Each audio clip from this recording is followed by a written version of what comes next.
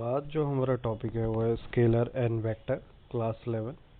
पहले अंडरस्टैंड करते हैं कि फिजिकल क्वांटिटी क्या है। A quantity that can be measure is called a physical quantity. Example length, mass, velocity, temperature etcetera. This all are measurable quantity. ऐसी quantity जिसे हम काउंटिंग के लिए इस्तेमाल करते हैं उसे फिजिकल क्वांटिटी बोलते हैं। फिजिकल क्वांटिटी में दो टाइप है, scalar and vector quantity. Scalar quantity that has magnitude and no direction. Example length, volume, temperature, mass, work, energy. ज़िंदगी में क्या बनना है रास्ता हमें नहीं पता रहता है, ठीक है। तो हमें काम तो कर रहे हैं लेकिन हमें कुछ गोल ही नहीं है, डायरेक्शन नहीं है, तो इसको स्केलर क्वांटिटी बोलते हैं। Vector quantity, the quantity that has magnitude and direction both. Example velocity, force, displacement, acceleration. Life में हमेशा वेक्टर बनना है और हमें दोनों चीज़ पता होनी चाहिए।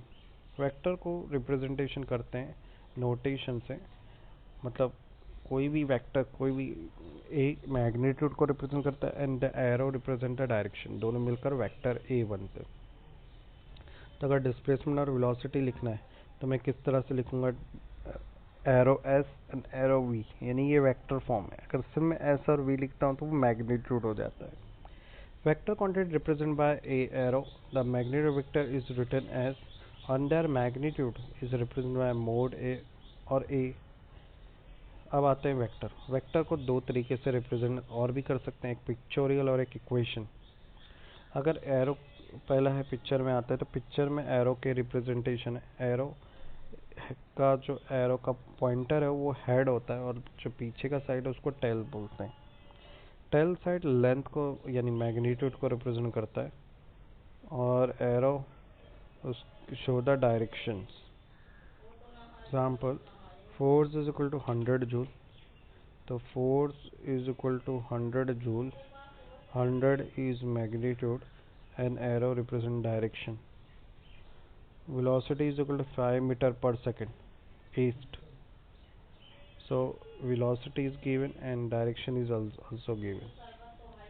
एंड बाकी चीज़ें रिप्रेजेंटेशन की बात करें तो वेक्टर ए और बार ए और बोल्ड लेटर ऑफ ए, ये थ्री वे से वेक्टर को रिप्रेजेंट करते हैं। मैग्नीट्यूड की बात करें तो ए और मोड ए के ज़रिए रिप्रेजेंट करते हैं। अब आते हैं टाइप्स ऑफ यूनिट वेक्टर, तो इसमें 6-7 टाइप्स हैं।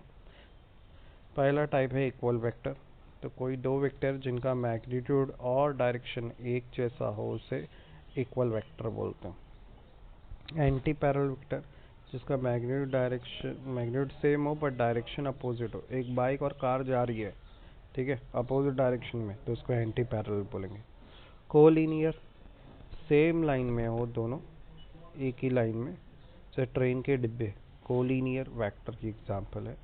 कोप्लेनर, दो वेक्टर एक ही प्लेन के अंदर हो, मान लो फिश टैंक के अंदर सारी फिश वेक्टर्स हैं, ठीक है, उनका खुद का मैग्नीट्यूड है और direction. Concurrent vector, acting at same point से सारे डायरेक्शन और मैग्नीट्यूड जाते हो, सो उसको